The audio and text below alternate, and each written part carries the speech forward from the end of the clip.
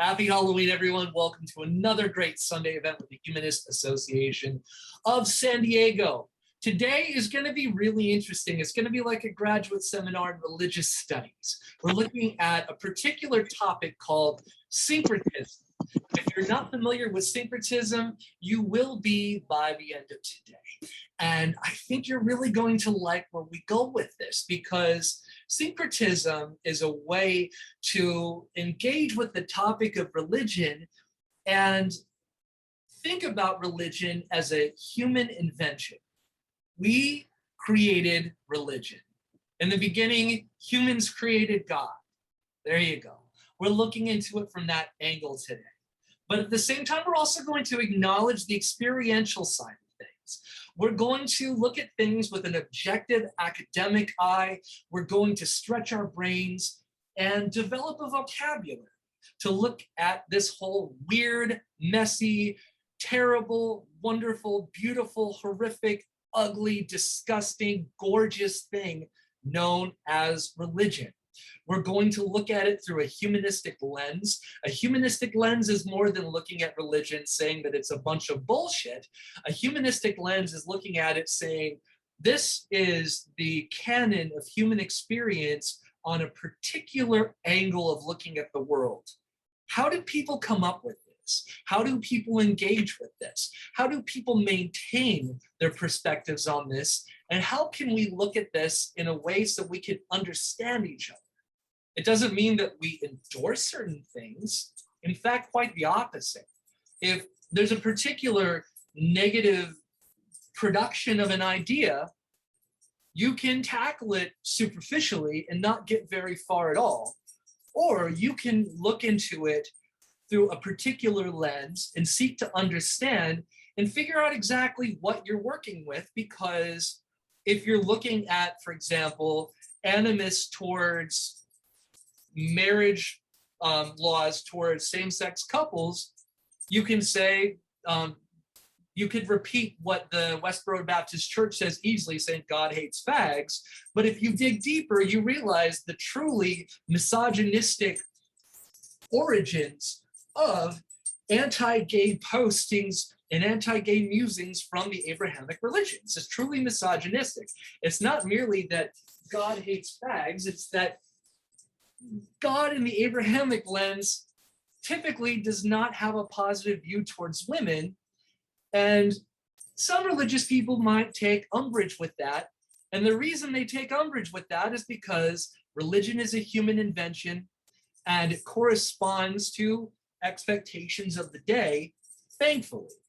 Otherwise, we'd still see rampant chilling, brutalizations of women in the name of fighting witches, because as it says in the scripture, suffer not a witch to live. And why are we looking at religion and syncretism today? Because of two particular days, because of Halloween and because of Dia de los Muertos. Because it's Dia de los Muertos, we have a wonderful guest here today to talk about an exciting event that's coming up in a couple of days. And I am so glad that we have this wonderful guest with us.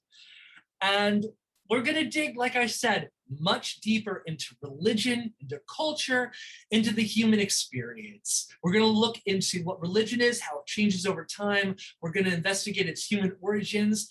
And like I finally said, to investigate a way of looking at this phenomenon. And we're going to figure out a way to assess if it's a human invention. And when we see people who are religious discussing their religions, often it's in opposition to one another. And I think what humanism has to offer, as my final thought, humanism has an objective way to look at this as something innately as a human production, and it's our way of helping. And as I like to say, we are humanists and we're here to help. So we're going to look at religion as a human invention, and we're doing so because of Halloween, Samhain, and Dia de los Muertos. There's a fantastic day coming up, a fantastic event, the secular Day of the Dead, and we have a special guest with us today to talk to us about it. And For those of you who are free on Tuesday, I am sharing the Zoom link for that. Margaret Downey needs little introduction, but I'm going to introduce her anyway. Margaret is a good friend of mine. The atheist and humanist movement would not be what it is today without her. She is a tireless activist and advocate. And we have Margaret Downey from the Freethought Society with us today. Hello, Margaret. How are you doing? Hi, doing well. Can you hear me okay? Absolutely. Okay, great. Well, I'm glad you mentioned witches that were in the Bible. And so I quickly put my witch's hat on. This is what I'm wearing to greet the children who come to my door in their costumes, asking for trick or treats. So I'm not going to trick them. I'm going to treat them. I'm so happy to be here, Jason. Thank you for letting me talk a little bit about Tuesday. I want to encourage everyone to attend our secular Day of the Dead, Dia de los Muertos secular. And I'll tell you just briefly the history. Victoria de la Torre and myself got together on a mentoring protege weekend, and we talked a lot about our family and our the way we were reared and where we were reared. And the connection we have is that we are both Hispanic. And I was deeply involved with the Mexican community because my first husband was Mexican, Christopher Ortega. And we have a child, Holly Ortega. And so I've been very interested in the Mexican culture for all my life. My mother's Puerto Rican. Dia de los Muertos is not celebrated in Puerto Rico, but they do have the All Saints Day that they acknowledge through the Catholic Church. But as Victoria and I discussed how we could bring something extra special to the secular community, we realized that we both had this interest in secularizing what we grew up with as being a very religious ceremony. So we just wanted people in the Hispanic Latinx community to know that if they give up their God, they don't have to give up their culture and their rituals. So we just renamed a lot of the things, like instead of calling the table that we put food and flowers and pictures on, it's known as an altar in the religious community, but we call it an honoring table, because that's what we're doing. We are honoring a person's one and only life, and the legacy that they have left behind is their afterlife. And we are celebrating life, not death. Death is a natural part of life, so we aim to have people feel more comfortable about death, because it's going to happen to all of us. So it's a great day to remember those that we love. We even encourage people to talk about their dead pets, because pets are a part of our family. And we've been doing this since 2015. We've been featured on National Public Radio. We've had live events and Zoom events. Last year, our Zoom event was attended by 350 people. Over 800 people had signed up. So we were very pleased. It was extremely international, with people from India and Latin America and Australia, Denmark even. And we were so happy because this is a welcoming event. Anyone is welcome to come and enjoy the festivities, because we have music. We have dancers this year to show us a Mexican dance. And our music is beautiful. Most of it is in Spanish. Well, all of it's in Spanish. Oh, by the way, this event on Tuesday is going to be bilingual. So we have closed captioning available in both English and Spanish. And most of our hosts will be speaking Spanish, but I cannot speak Spanish, even though I was reared in a Spanish home. My job was to teach my Spanish relatives how to speak English. So I speak what they call Spanglish, but that's my little story of the history of why we created this.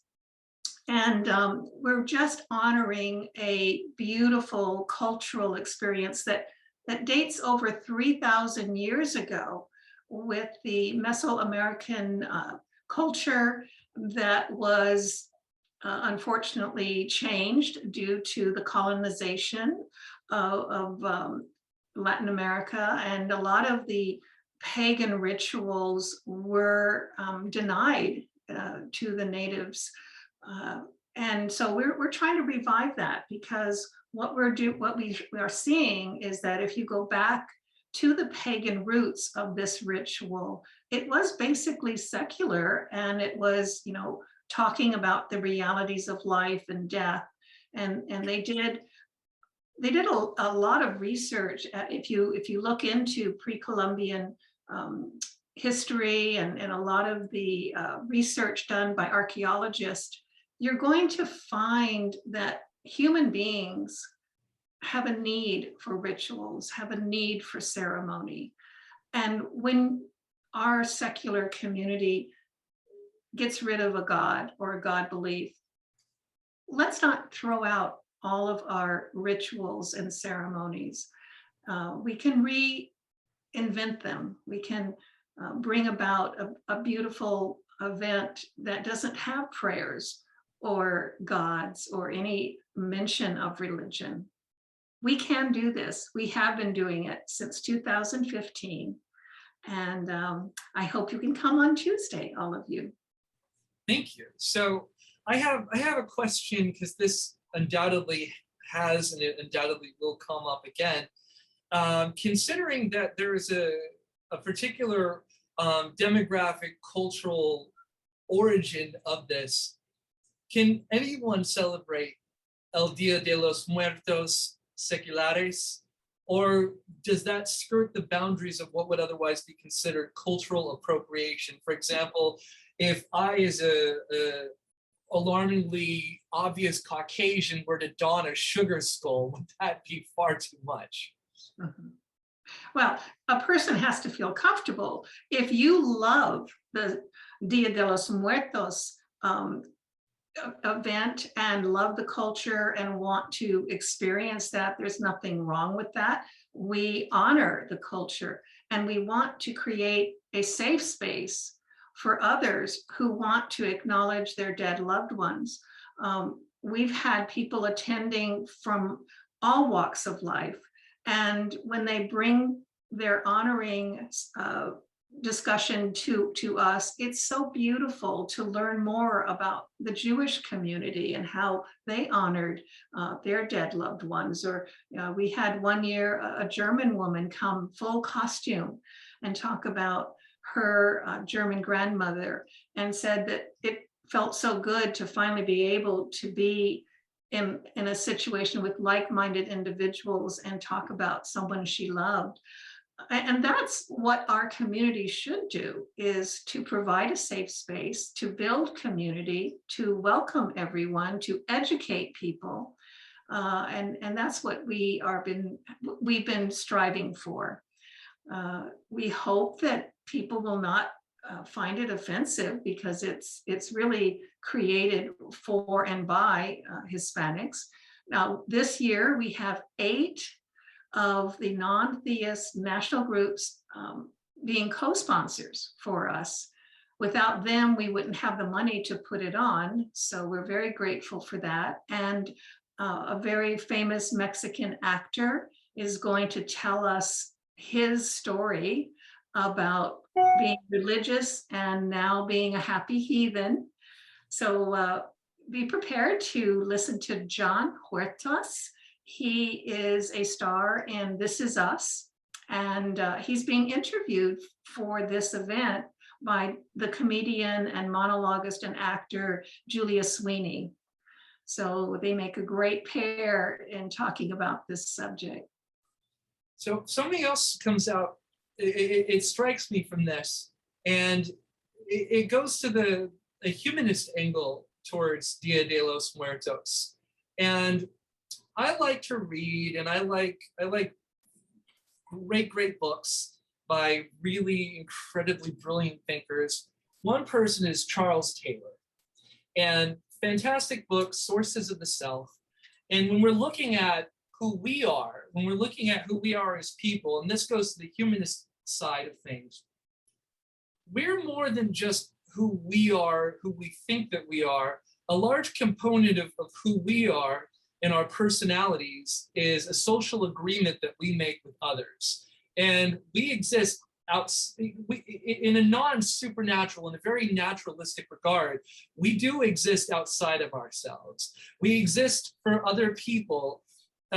People gossip about us. People talk about us. People remember us. People not only remember what we've said, but they make jokes, like, for example, you'll watch Saturday Night Live, and people can personify someone and do an impersonation of them and say something in the vein of what that person might say in that circumstance, and people will laugh because we all recognize and can predict what a person might say.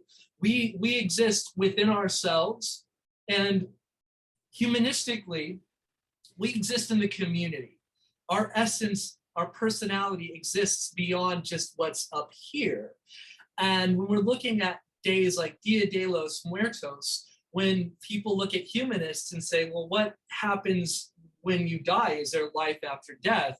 There may not be a conscious life after death, but for humanists, the life after death is that social side of us that exists in our friends and loved ones. And also, I don't know exactly where it's located in Hispanic culture, but I know that it's said that there are 3 deaths, and the final death occurs when you're no longer remembered. Right. And in essence, days like Dia de los Muertos, they continue the person after death. They continue us in the minds and hearts of people who know us. And so I'm glad you mentioned books, because I must tell you that I went to the Humanist Institute in New York City, and we were assigned hundreds of books to read. But there was one book that really touched me, and it's written by Sherwin Wine. It's called Judaism Beyond God. And he described how he took rituals and the culture and took the religion out and created secular Judaism. And it was so impressive to me that we, as people, could actually, carry on with rituals and ceremonies without religion. So he was my inspiration to continue to think of ways that non-religious people can hold on to their culture and celebrate and have rituals and be religion-free. Yeah, because when we look at what really draws us together, I brought up a book a number of times, and I think that when I spent time at the Humanist Institute, I think that this was one of the recommended books from a decade ago. It was by Dr. Keltner. It's called Born to Be Good, The Science of a Meaningful Life.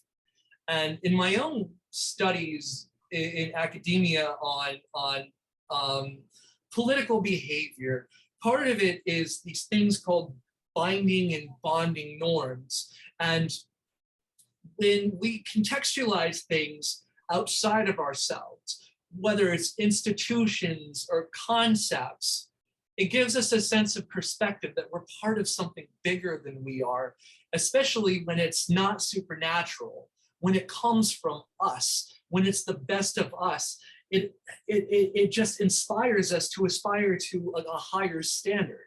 And so calendrical rituals not only give us that perspective that we're part of something larger than we are, but it also gives us points of guidance in order to reflect, and draws us to have that perspective, not just of spatially that we're part of something bigger, but calendrically to see the unfolding of time. There are punctuated moments that we come together, and it just reminds us, it invites us to meditate on not just who we are in space, but also in time as well, and not just in a progressive function of time, but retroactively, and through these moments like Dia de los Muertos, changing it to a secular focus.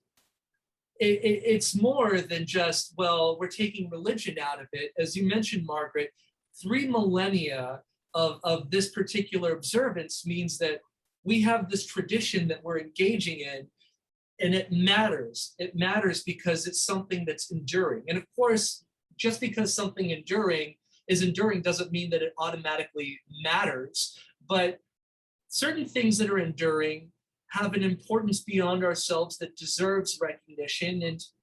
And so I think that it's so wonderful that you put the secular spin on this wonderful day. I just was contacted by an Irish relative who said that in Ireland, they do the same thing. They have a ceremony to honor their dead loved ones.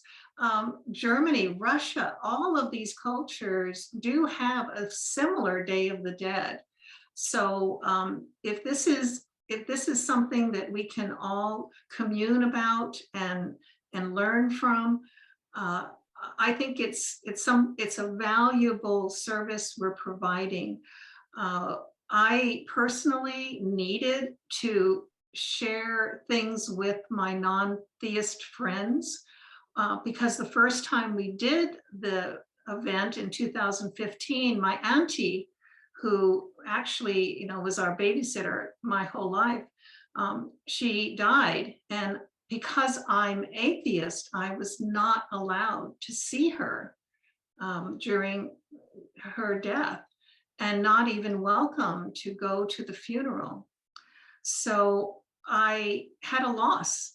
I needed to fill that gap. I needed to tell my like-minded friends how hurt I was about that, but also to share what I loved about my Auntie Conchita, and to feel like someone was listening and sympathetic, and I could cry with them and laugh with them.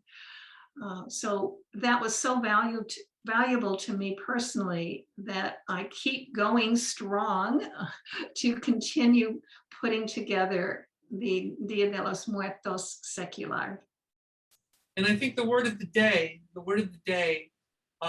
looking at how it recapitulates our perspective in space and time, and with your experience with your auntie, you have provided something that is of intangible value that is more necessary now than ever, and that's inclusivity. This is inclusivity. This is taking something that might have been particular and opening it up and making it. Last year, there were so many deaths that we felt it was extremely important to offer this time and place for people to honor their dead loved ones and remember their legacy. My mother died in January of COVID, and I'm looking forward at the event to tell people about my mother, Ana Justa Alacia. I made this candle in her honor, and I'm going to talk about that during the honoring ceremony portion of the event. And that sharing just brings you so much closer to your community.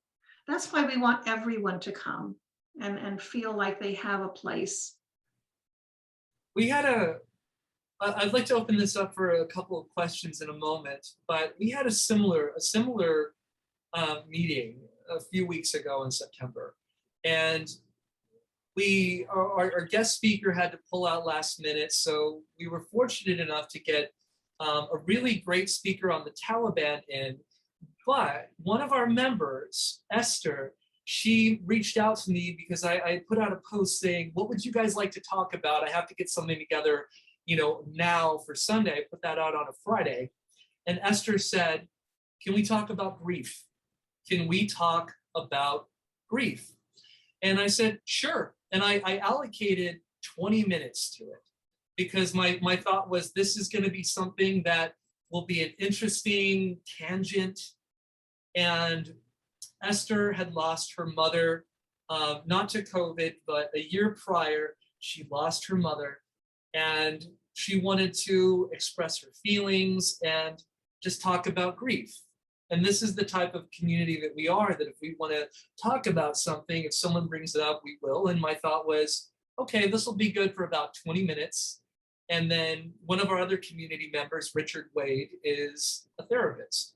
And I thought this will be really interesting because Esther had also never given a public speech. So I coached her on it. And I said, just go over the steps of grief, the stages of grief, and go through your process. And then we'll have Richard talk with you a little bit, and it will be something interesting and an interesting moment.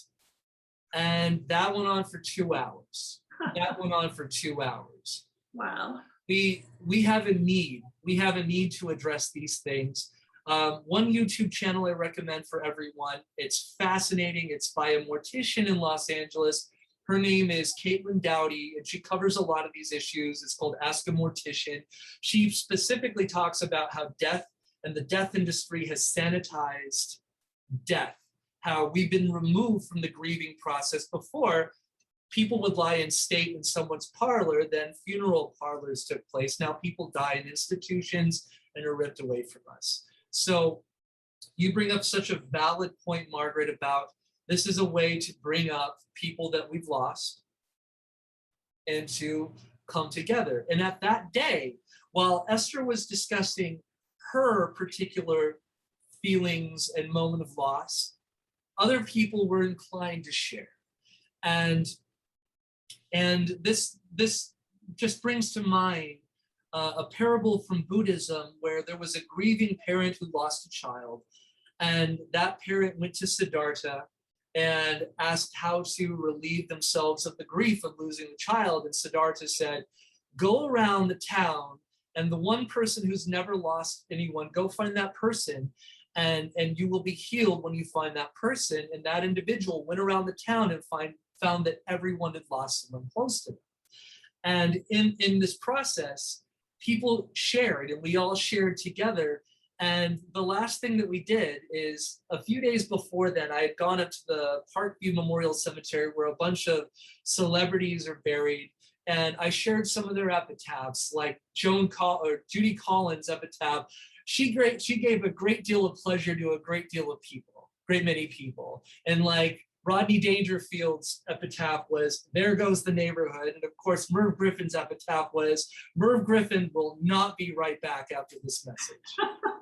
And in it, we found that we healed together.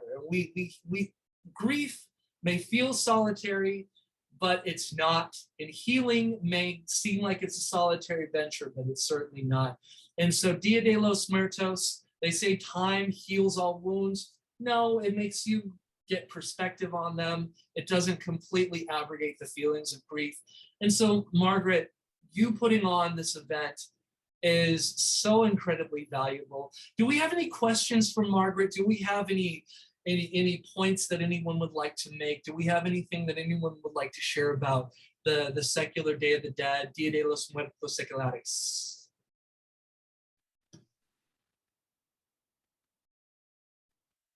Any thoughts?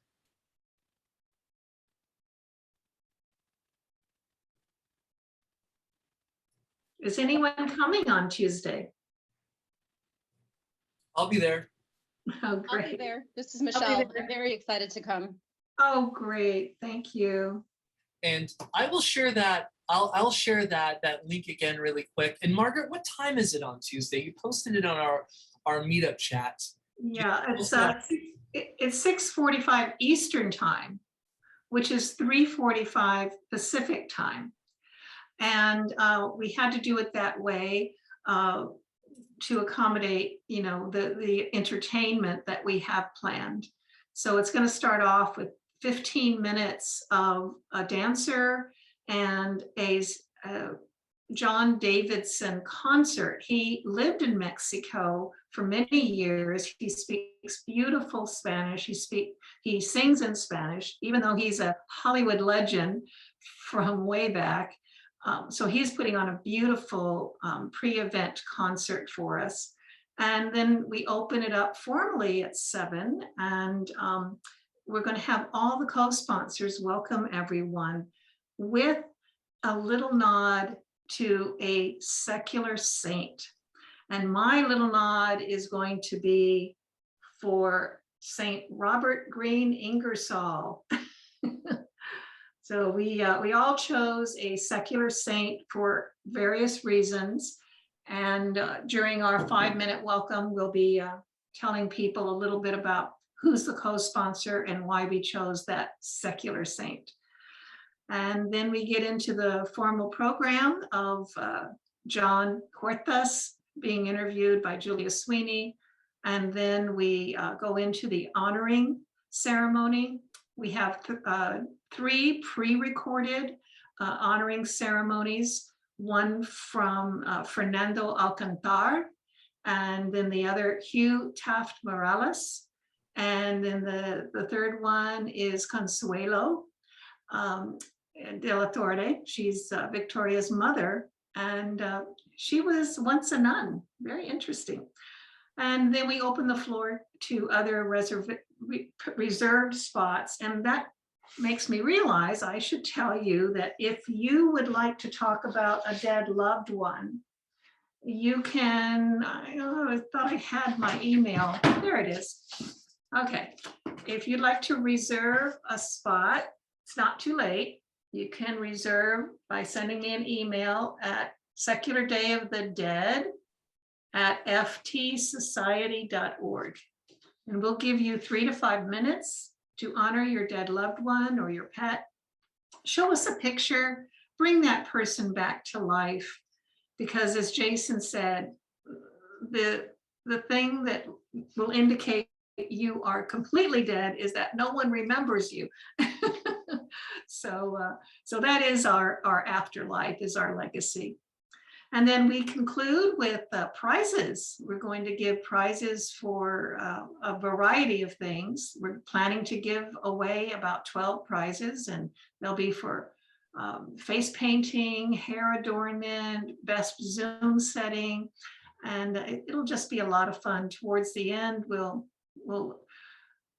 show the prizes and award, and oh, there's music too at the end. We have Christina Jones playing the piano, singing a song from Coco, and it will also have a song, El Rancho Grande, by a friend of mine, and we'll conclude with the beautiful song Imagine in Spanish, sung by my friend Gary Stockdale. Wonderful. Thank you so much, Margaret. And I just want to open it and invite any last questions from Margaret, any other comments on the Secular Day of the Dead. I can't see if everyone has their hand up. If you'd like to say something, feel free to just unmute yourself and add something. But Margaret, I'm so glad you were able to come here today to share this with us. Thank you. And my lead-in for today's discussion, and I'm going to open up to the Brady Bunch grid. There we go. Go to the, okay, pin. All right, go into the gallery view. Perfect. So my lead-in for today's discussion, and Margaret, it was so great that you brought up your secular saint, because I always read this at our year-end solstice party and solstice observation. It's Robert Greene Ingersoll's Christmas sermon. I'm not going to read it today, but I'll paraphrase it. Ingersoll says that Christmas is beautiful and wonderful and lovely because it's not Christian. It's pagan.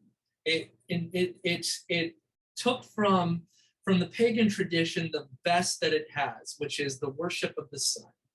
And I saw a meme the other day, and it was of 2 people arguing about drinking alcohol versus a belief in God. And the person drinking alcohol said, "Oh yeah, but my vodka has what your God doesn't."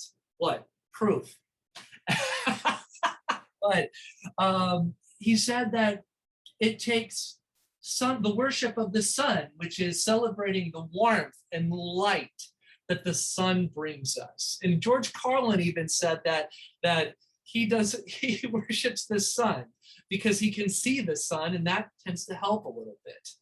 And Ingersoll said that we need more days like Christmas to welcome joy and happiness and love into our houses and into the houses of others. And where did Christmas come from? If we look at people who are deeply motivated to observe Christianity, those who tend to be more orthodox, they tend not to recognize the celebration that people in the West would call Christmas. And if we further look how Christmas has spread out, we look at Japan. And by the way, you can unmute yourself if you'd like. How is Christmas celebrated in Japan? What is the meal that you get in Japan for Christmas, and where do you get it from? Hello Kitty roast. No, you get your KFC fried chicken dinner for Christmas. And it's like Valentine's Day. It's a day of love and romance, and you reserve a chicken dinner from KFC, Kentucky Fried Chicken, in Japan. It's moved. It's changed. The thing is that religion is a human invention, and this thing called syncretism is a key indicator of this. If we look at where religion comes from and how it develops and how it changes, and how there is a seeming lack of intervention, it's a key indicator by the fact that religion is a human invention. Syncretism is a more sophisticated concept. It's a more sophisticated concept that comes into this idea of you have cultural attributes, and these cultural attributes, when they come into contact with other cultures, whether it's for assimilation that is from a domineering perspective, or there is an intermingling, you have a change. And Dia de los Muertos is indicative of that grafting between two cultures and two religious traditions. Halloween, Samhain, Samhain, again, indicative of this. We have Christmas and Santa Claus, and we're going to go down the rabbit hole with those particular examples later when we look to try to analyze whether religion is a human invention. To start off, I want to look at what religion is. I'd like to look at what religion is, and I just want to open this up because before we go down a more, hold on one sec, Craig posted something. In 1970, Takashi Okawara, manager of the first KFC restaurant in Japan, began promoting fried chicken party barrels as a Christmas meal intended to serve as a substitute for the traditional American turkey dinner. Okawara marketed the party barrels as a way to celebrate Christmas, a holiday which lacked widespread traditions in Japan at the time, which the majority of people in Japan were not Christian then and are still not Christian. And what is religion? In his book, The Bonobo and the Atheist, Franz de Waal mentioned about being at a conference, I believe the American Academy of Religion, and how people started walking out of the meeting when they tried to promote coming up with a shared definition of religion. There's a lot of ways to look at this thing called religion, so I want to throw this out there. This is the softball going to you guys, the beach ball going to you guys. What is religion? Shout it out. What do you think religion is? Margaret, what is religion?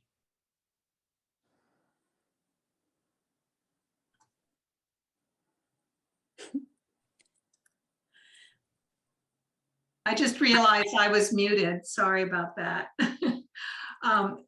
I have to say that I am not a very good humanist because I view religion as a dangerous delusion. And I'm not angry. I'm sympathetic to people that need that crutch. But I do think it's dangerous to have a delusion that is socially acceptable, because that just leads down a trail of more delusions, more acceptance of fake news and conspiracy theories. And if you fall for that, you're going to, fall for everything.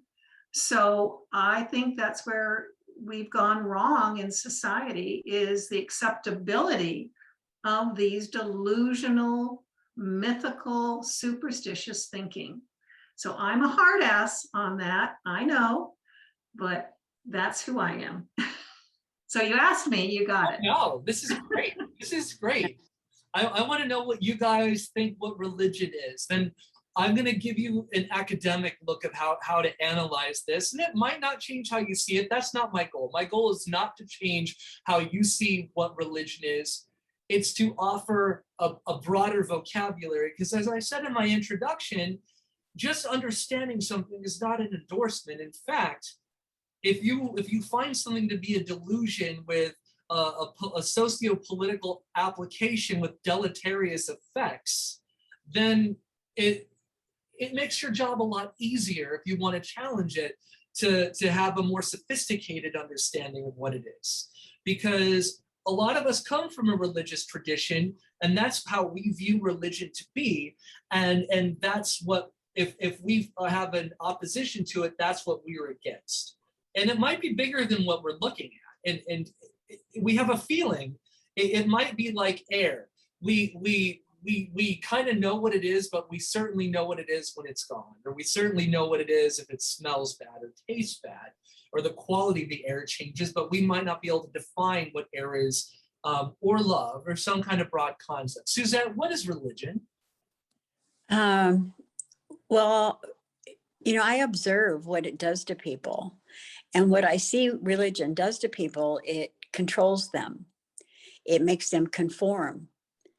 And it weeds out those that don't. And it persecutes those that don't conform to that particular religion, if you will. I agree, absolutely. Margaret, you are an excellent hard ass. I totally appreciate it. No problem, honey. I am too. To me, it's like you said, Margaret, it's dangerous. It is, to me, it is extremely, it's unhealthy. It doesn't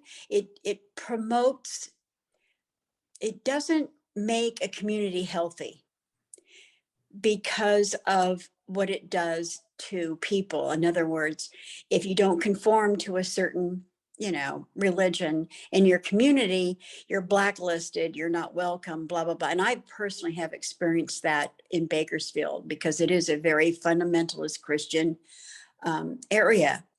And to me, humanism has so much more healthy attributes and it promotes a healthy life.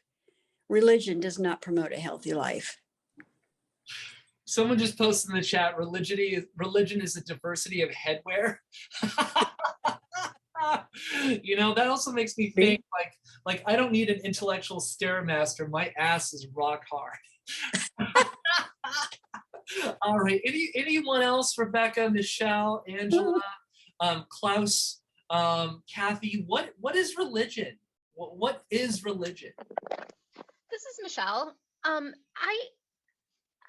I agree with the dangers of religion and religiosity, but I also try to look at it at the early humanity and why we would evolve this idea of religion and trying to explain things.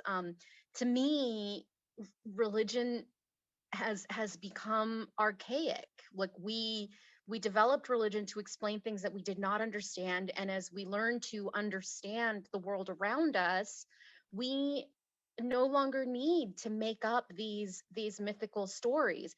We can, and we, as a storyteller and a writer, like I love making up stories. I love listening to the podcast I'm listening to right now is about mythical monsters, and it includes monsters from a Jewish belief. It includes from a Japanese belief, from indigenous beliefs, and it's so fascinating how we have to make up, we as humans, we make up these ideas to explain the world around us and to try to figure out how to maneuver the world around us, through the world around us. And so I think that religion had a purpose, and for some, it still has a purpose. But I think that as we develop as higher thinkers, that we realize that it maybe doesn't have the solid standing that it once did, for us, allowing us to understand and question the world around us. I think religion, while not needed, can be beautiful, but the manipulation of it is diabolical, and I think that that has to be completely wiped out. Absolutely wonderful. Absolutely wonderful. There's so very much toward this. And many of us in here today come from a Western background where religion is about professing a particular faith, and it's very hierarchically established. And we have a lot of cultural agreements that may not travel very far outside of the Abrahamic lens. And when we've talked about this before, we've engaged in discussion. We did this last week, for example, when we talked about the false dichotomy involved in the Abrahamic religions when it comes to the false dichotomy of sex and gender and its political applications, where you have God made man and woman.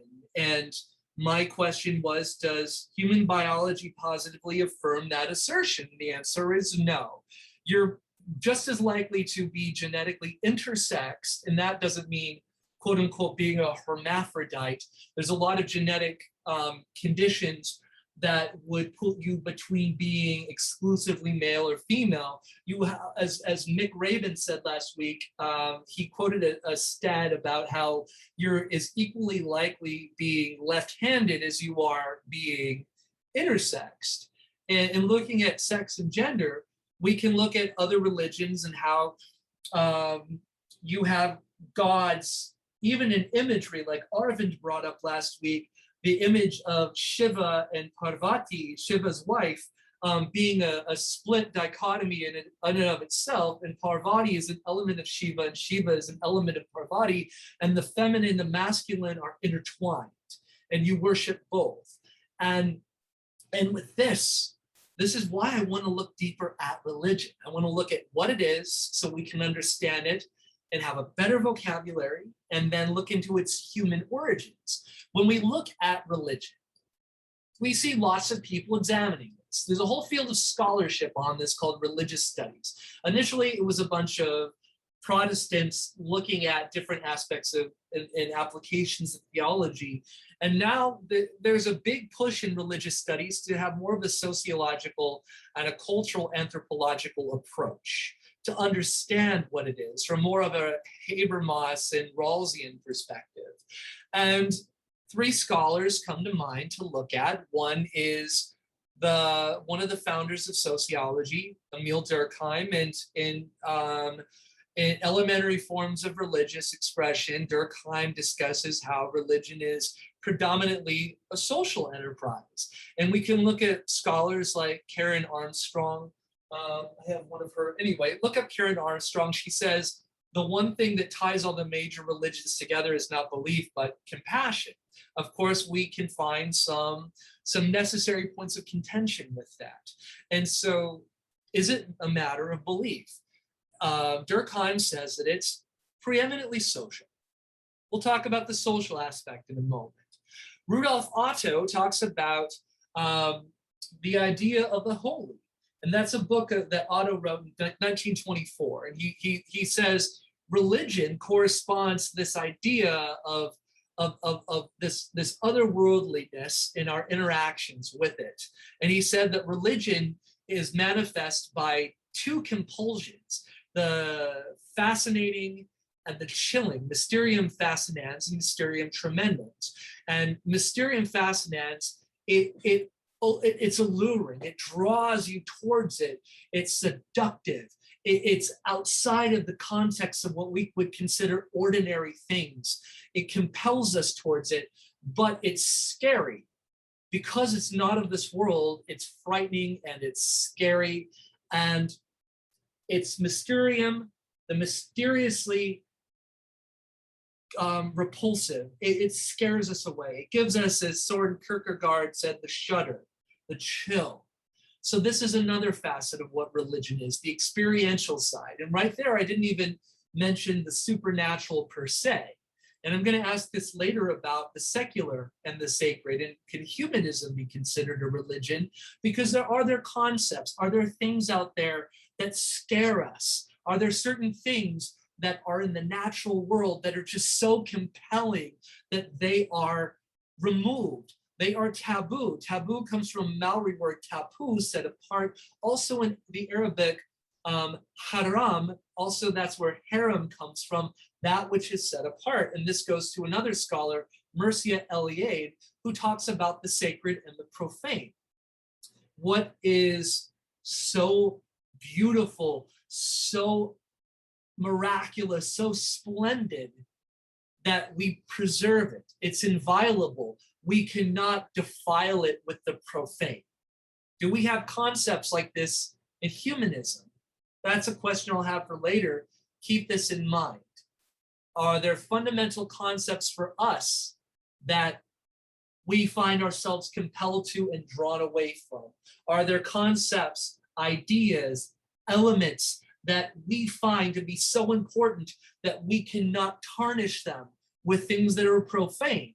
For example, weeks ago in Coffee and Conversation, our weekly current events discussion group, some of us got deeply offended when someone challenged the idea of, and it was arbitrarily so, he challenged the idea of these concentration camps in China that they're apprehending a certain ethnic group in to have a matter of cultural extermination. He said, this is just American propaganda, like yellow cake uranium back at the start of the recent Iraq war. It was American propaganda when China's not even denying it.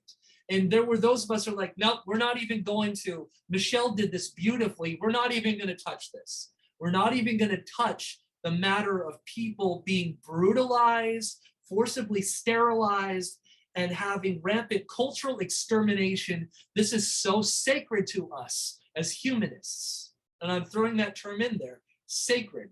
What do we have as set apart that is so inviolable? This is a part of religion as well, the sacred and the profane. So we have the social enterprise, we have that which compels us in an extraordinary manner with the dynamic tension of repulsion in an extraordinary manner, and the sacred and the profane. And this is more than this. This is the experience. William James writes about this in the Elementary Forms of Religious Experience. I think that's what the book is called. You can look it up. Fantastic book from his Harvard lectures. But one aspect of religion goes beyond just whether the supernatural exists or not. And this goes toward the evidence of this being a human venture and a human product. And it's the experience. There's something called the epiphenomenon. Epiphenomenal is the experience of an experience. Can you think of things, this is a broad question for now, can you think of things, experiences that you had that you know are qualitative exclusively? You've had this experience. It can be the experience of an orgasmic love of chocolate cake, where is that experience manifest? You can say, well, yes, it is. And the workings of the synapses, we can measure the electrical charges and the chemicals going around, and we can see how your brain has changed. But at a fundamental level, did that experience actually exist? And is it endemic to you? Is there an experience of an experience, an epiphenomenal sensation? This is what William James describes in the religious experience. That whether or not the supernatural exists, it's an experience that's real to people. Whether people are charlatans and they take this on and they sell this idea to enrich themselves, to gain a point of political leverage, Whether sincerity is there or not, experience is at play. Question for everyone out there. Well, I'm so taken with nature and just the natural phenomena of even storms, ice storms, snow, the northern lights. I wish I could afford to give everybody an experience of seeing something so unique in nature that they stand in awe and want to know more about the science behind the rainbow or the science behind the northern lights. And to me, that is sacred, and that's why I'm so concerned about what's happening to our planet. We're losing our sacred animals, our sacred life on earth. Every tree that dies, it pains me. Every fire that burns down a forest. So to me, the thing that's the most sacred is nature. And Margaret, this just came to mind, and I'm glad that you're here, because from the epiphenomenal, and I'm bringing up this religion as a human expression, and the supernatural not even having to exist because it could just be epiphenomenal in and of itself. You have a friend who is a neuroscientist who's written a number of books on this by the name of Dr. Andrew Newberg. Yeah, he's a very good friend. We actually have a gig together. I've had a near-death experience, and Dr. Newberg actually conducted experiments about the brain. And so what we do is, I have a friend who had a near-death experience, an author, and she had a heart attack and died, but was brought back to life by the medical profession. Praise science. And I as well. But our gig was, I would tell my near-death experience, Lori would tell her near-death experience, and then Andrew would explain it all. So yeah, he's a great guy. I hope maybe we can take our gig on the road again once COVID is over. Or maybe I should do it via Zoom. It'd be very interesting. Talk about near-death experience anyway. Has anyone in here experienced a near-death experience? Besides Margaret. Has anyone experienced a near-life experience?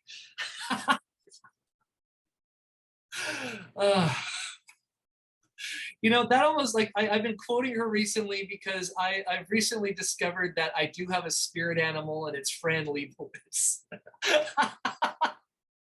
And that sounds like something she would say. Like, well, near-death experiences, well, the majority of people have yet to experience a near-life experience. And like, she says things like, people who use the word lifestyle tend to possess neither. But anyway, so this phenomenal thing, and this leads to another thinker of note. You might have heard of Sigmund Freud. And Freud wrote about religion in his book, The Future of an Illusion. And he said, essentially, religion is a delusional thinking. And I'm paraphrasing, broadly paraphrasing Freud. We can go into Freud later. But he got a lot of criticism.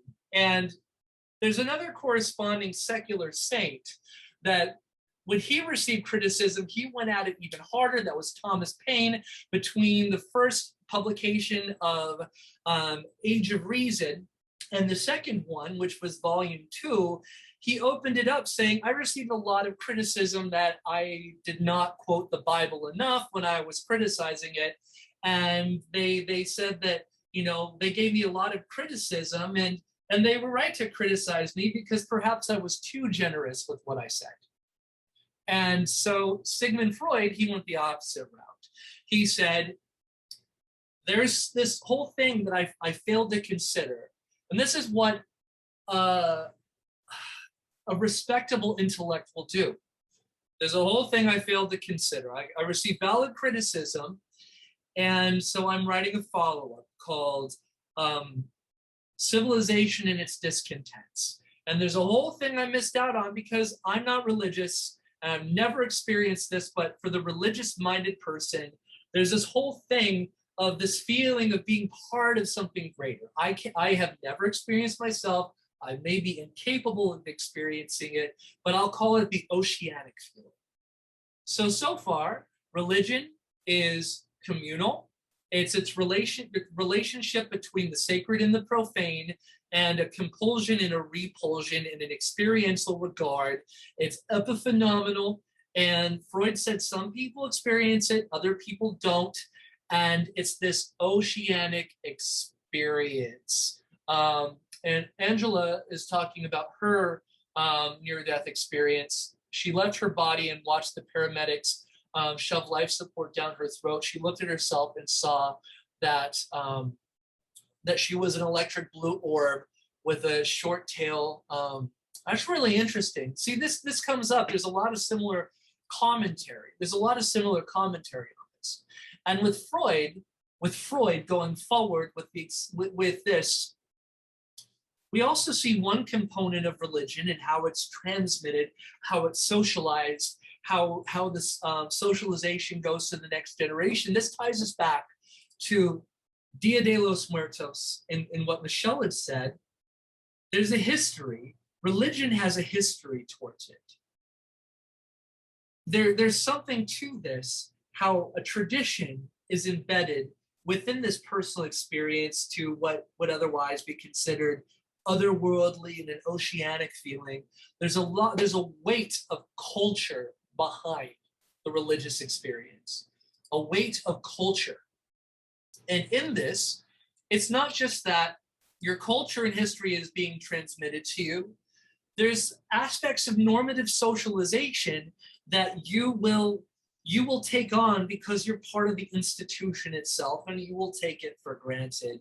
This is a wild assertion that I'm throwing in, but it's, I think, a prime example. You may have heard of the Lucifer effect from Philip Zimbardo, and it's on bringing in well-behaved middle-class kids into a simulated prison environment and seeing how the institution absolutely affects behavior. And looking at the institution of religion, whether it's the angelic effect of a cultural expectation of being good or a cultural expectation of having a rigid, abusive hierarchy, we see this being socialized to the next generation. So there's a socialization component to religion. And so, as Dawkins has said, as Richard Dawkins has said, if you grow up in a predominantly Christian environment, you're more likely to grow up Christian. It would be odd if all of a sudden you grew up being Muslim in a Christian environment out of nowhere. There may be an immigration aspect to this, but if a family all of a sudden became Muslim overnight, unaware why they became Muslim, that would be odd. If even more so if it came from outside the Abrahamic tradition. And so we see this aspect of the product of socialization on cultures.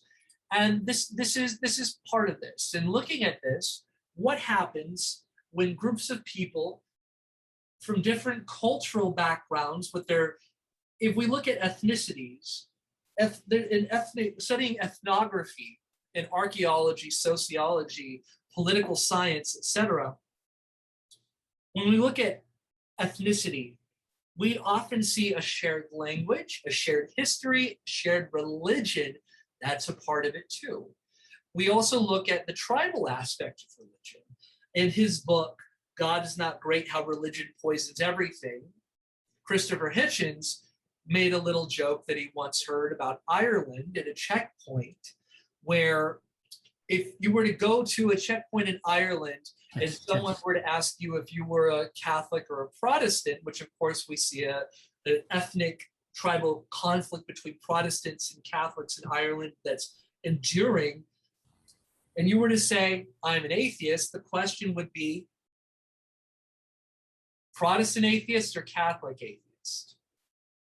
This is another component to review, and then we go into ways to analyze this, and then we analyze. So from Durkheim, And what Durkheim did, and this was sort of an essentialist approach, not to just say ideas, but also how they came into being, Durkheim went to look at Aboriginal cultures like in Australia to try to find proto forms of religion, as he called it.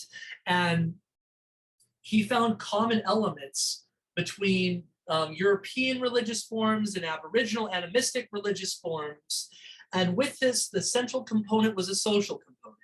From Rudolf Otto, the idea of being dramatically compelled and dramatically repelled. From Eliade, sacred and the profane. From William James and Sigmund Freud, we see the experiential side, so social side, this dynamic tension of something profound that draws us and repels us, but is also has components that are so important and so special, yet components that are so disgusting we cannot tarnish it. And then the experiential side, which goes to how we are socialized. And so we look at syncretism. When they come together, what we tend to see is linguistic components coming together. We tend to see stories coming together. And we'll get to this shortly. When we look at the development of the Abrahamic myths, we see it embedded in the text. There are two stories of Genesis of ex nihilo creation. We see one story, and that being one God creating two people. But we also see a story right there. In this, they try to like square the circle, saying, well, he's talking to the angels. But no, we have another story from another religious tradition saying, we shall create them in our own image and our own likeness. And not to be outdone, there's another tradition that comes in that a God created a man and a woman simultaneously. And the first woman saw the situation at hand and said, screw this, I'm out of here. And that was Lilith. So then God had to go and correct his mistake and say, you shouldn't be alone. I'm going to create you a partner out of your rib who will be subordinate to you, because when I created a woman with her own opinions, that didn't work out so well. She saw this and said, yeah, this isn't to my liking. It was an independent thinker. And lo and behold, what happened when that God created a companion out of a rib for that man and was given a choice to actually have independent thought? Well, you know the rest of the story. And I'm talking to you on an Apple computer, so it's been recapitulated by telling the story again. So syncretism. We see Day of the Dead, we see Samhain, Samhain, we see a whole host of holidays when they come together. We see it linguistically. For example, when the Moors and the Berbers found their way into the Iberian Peninsula, we see a Muslim Arabic influence in Spain. We see Arabic words coming into Spanish, the language. If I were to say, for those who are Spanish speakers, if I were to say ahola que, what does that mean?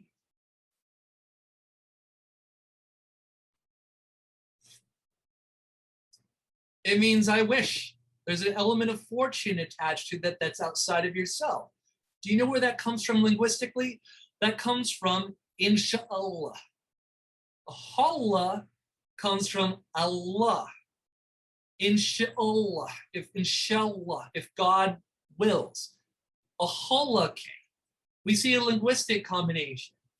When I was at UC Irvine and I studied religious studies alongside political science, the Mormons came to my door and I started asking them questions. I practiced ethnography on them, and I was able to find a report. One of the first questions I asked them was, does it make you upset when people say that you're not Christian? And they said yes. That broke down walls. And then I started asking them more questions, which led to even more questions. And then they started bringing successively higher up officials in the church over to my apartment, me an undergrad at UC Irvine, because I was asking difficult questions about the infinite regression of gods and planets going back. And I asked a question about how the Latter-day Saints established itself. If you don't know the story, there was Jewish emigration 500 years before the birth of Christ to Central America. So so people native to the Americas, indigenous people, were just Jews that crossed the Atlantic. And of course, genetics do not provide evidence for that.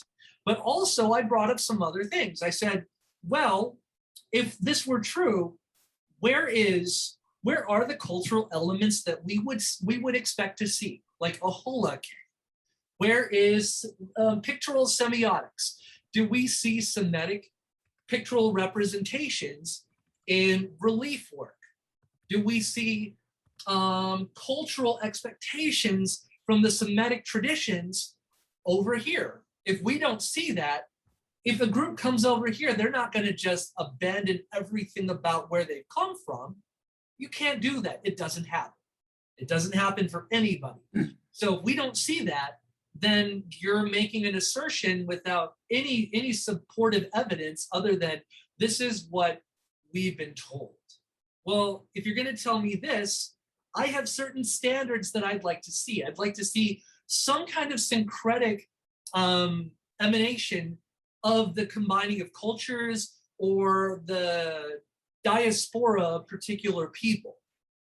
And I'm not just saying this because I want to give an anecdote about myself. I'm giving an example of what we would otherwise like to see, what we would otherwise expect, a standard of evidence. Margaret. Oh, I see a carload of kids coming down to trick or treat, and I haven't eaten dinner yet, so I'm going to have to say goodbye. But I want to recommend a book before I leave. It's called The Chalice and the Blade, and it's written by Rian Eisler. And what it talks about is the archaeological evidence of how women were treated in the pagan times and how the Christianity tried to debase the worship of women, and what happened when the Iron Age approached and men had an iron penis to rule over women and society. So I highly recommend the book. It was one of the books I had to read for the Humanist Institute, but enjoyed it so much. And again, we need to look at our pagan background in our ancestry and realize that they worship nature. Their rituals and their ceremonies were beautiful and natural. So I'm going to have to say goodbye, but thank you all for letting me barge in on your beautiful meeting. And thank you, Jason, for all the information. You're so smart. It's incredible. But hope to see all of you or some of you on Tuesday. Absolutely. I just shared that link in the chat, 6:45 Eastern, 3:45 Pacific. Thank you, Margaret. Thank you. Trick or treat. Thank you so much. And so we have standards of evidence. We have standards of evidence. So my last thought on this, and then we will engage in some discussion, and then we'll learn how to analyze religion, and then we'll do a little religious analysis. So looking at the grafting of cultures and what I've said about the essence of what religion is, I made an assertion earlier about religion is a human invention. And the deep question that I'm going to ask is, do you agree with that? And number two, what would we expect to find? What is the standard? What is the methodological rigor that is the requisite methodological rigor to affirm or deny that particular assertion?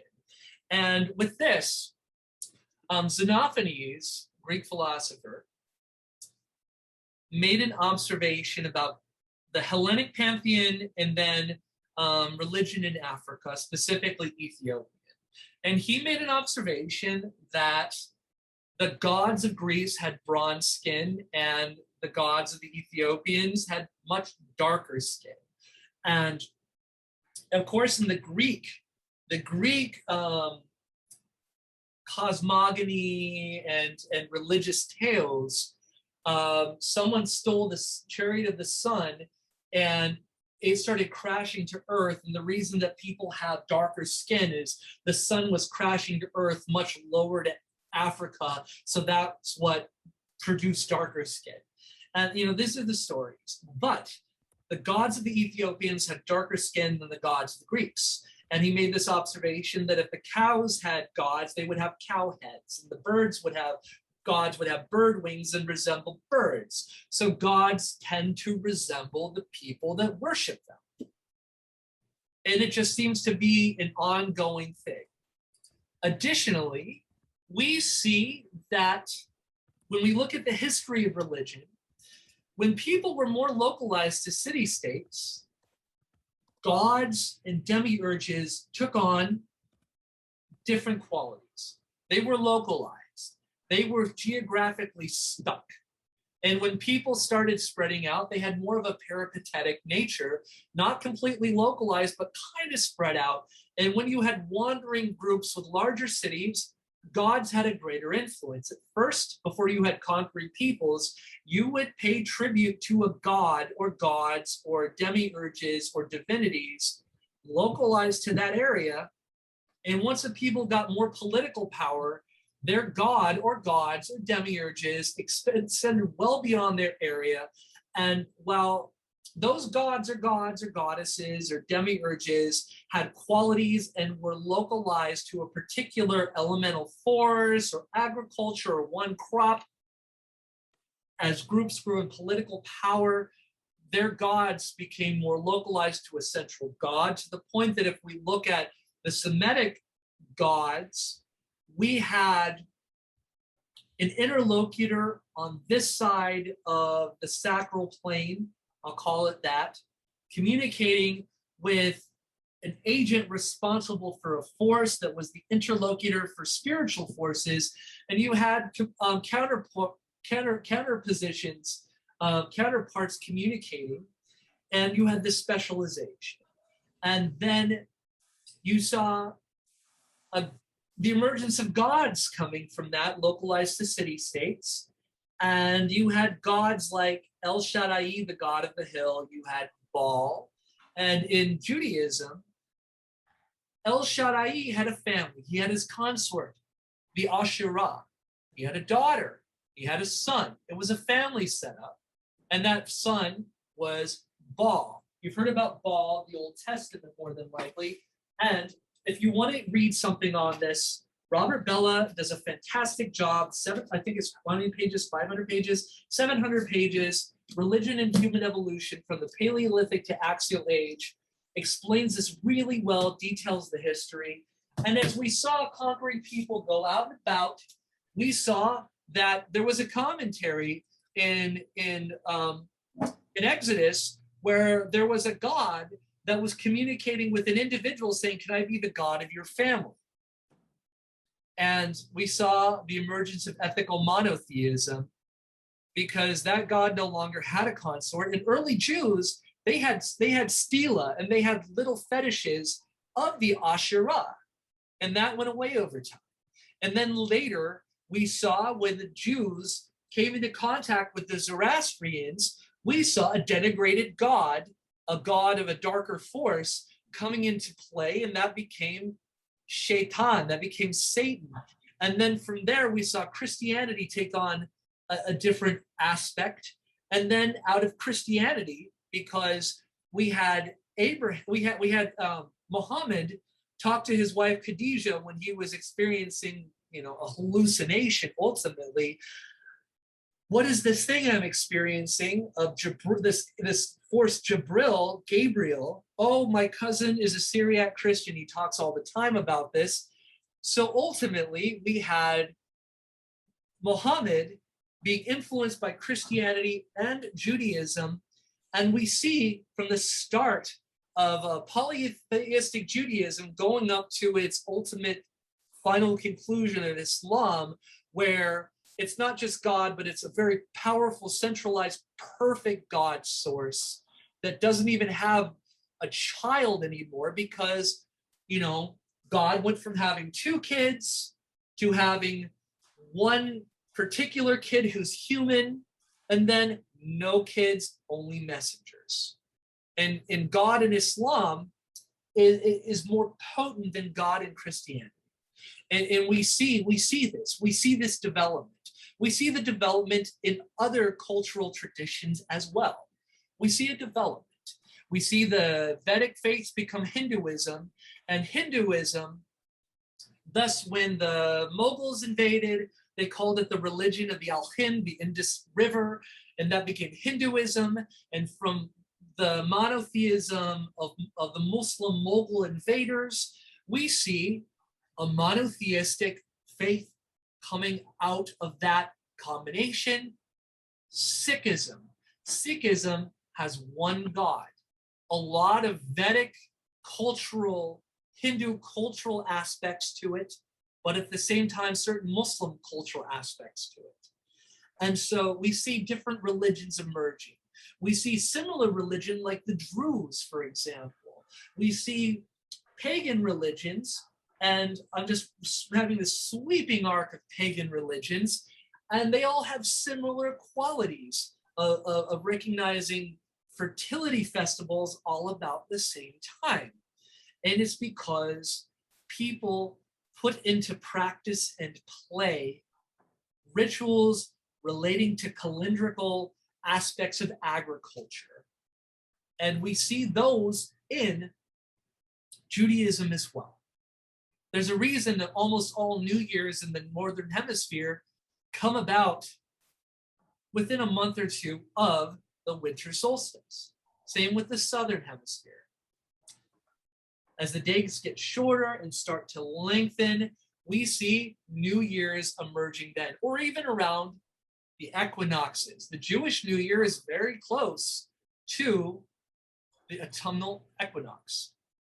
And further, we see, like I said, gods and religious dictates be recapitulations always of the people who are affiliated with that particular religion and that particular god.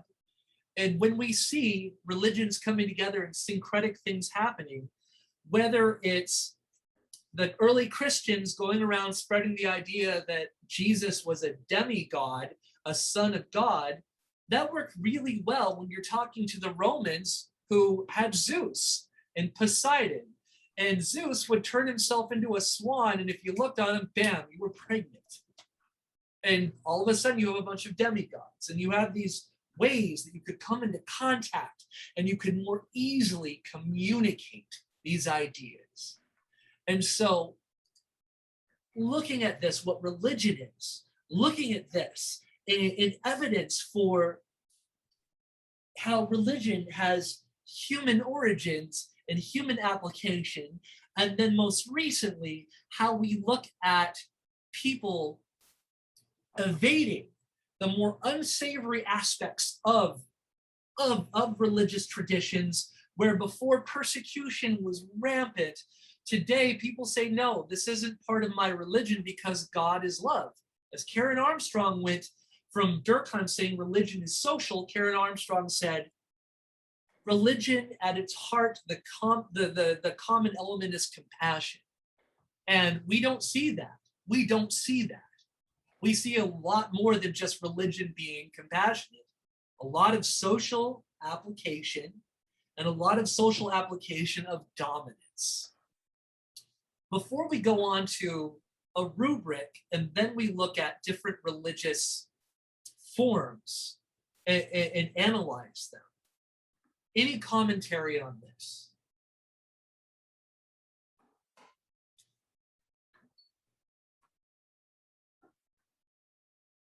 You may even completely disagree with me, and I would love to hear that too. So thoughts on the social nature of religion, thoughts on religion as a human invention, thoughts on the epiphenomenal experiential side of religion, thoughts on the particulars of that, mysterium tremendum, mysterium fascinans, and the sacred and the profane. Any thoughts on this? How many people do we think who are religious know even a tiny bit of the history that you've just related to us. I started to say revealed, but that sounds a little too religious. I don't know. It's just fascinating. I'm not trying to, as my partner would say, blow up my own skirt, but I praising myself. But I've thought of some of these things that you have said, but I wasn't able to connect them, as you have, in my opinion, splendidly done. But I can't imagine that the people that go out and praise their religion know so much of this, because all they know is what their minister tells them in their weekly homily. Yeah. All right. Well, we'll go further down that in a second. Questions first, and we'll tackle this. Michelle, Okay. Ethan, and then Rebecca. I think that was Jim that said that. I love that you brought that subject of people not knowing their own history and their own religion. I grew up the first I would say 25 years of my life was in a Seventh-day Adventist cult religion.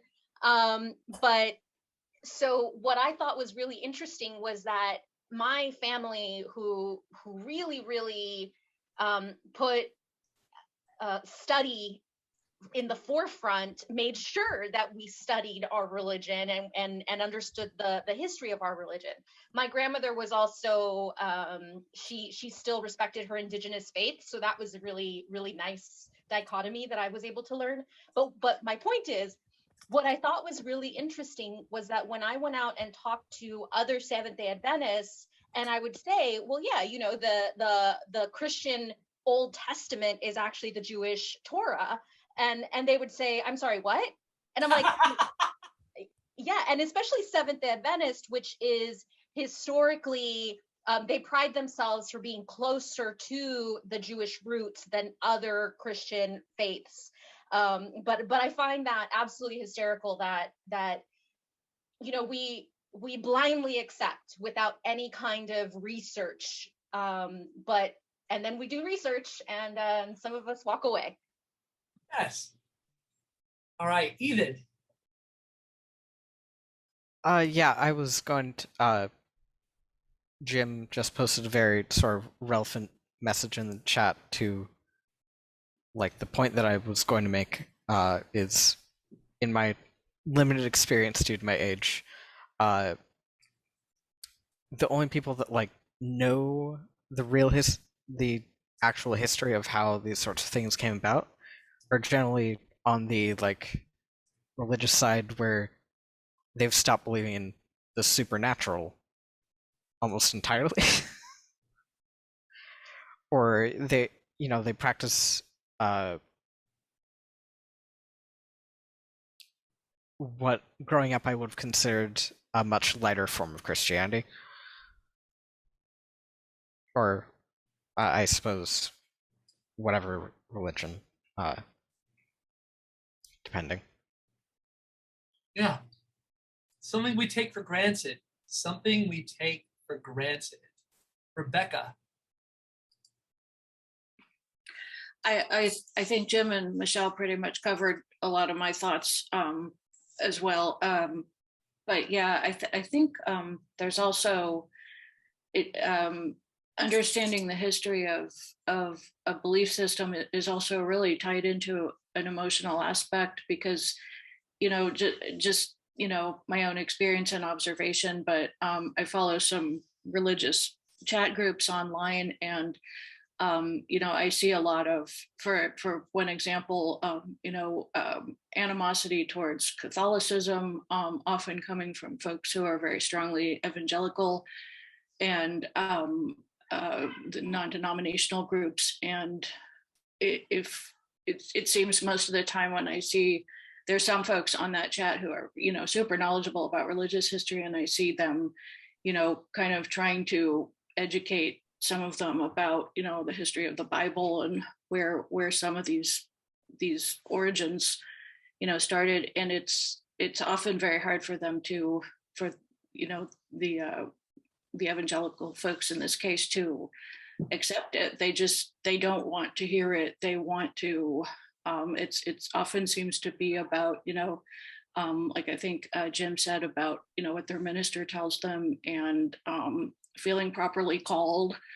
And it's a very emotional thing. So there's almost a, emotional educational conflict, which I think is pretty common for a lot of us, depending on the topic. But yeah, and I'm not going to call him out to call him out. I wish that he were here. I'm sure he's seen that this was the topic we were having today, and he's the one who always goes down this route. And it's Keith. We have an evangelical friend that occasionally attends our humanist meetings, and he always goes down this route of this is not what real Christians believe. This is not what real Christians believe. And Jim, your question of how do we know? Well, guess what? There are ways to know, and you can infer a lot. I brought up this term before, inferential statistics, right? Inferential statistics. You get a group of people together, you find what the most common thing is, and about how far away from the most common thing is in a series of things you're looking at, and try to figure out what that means.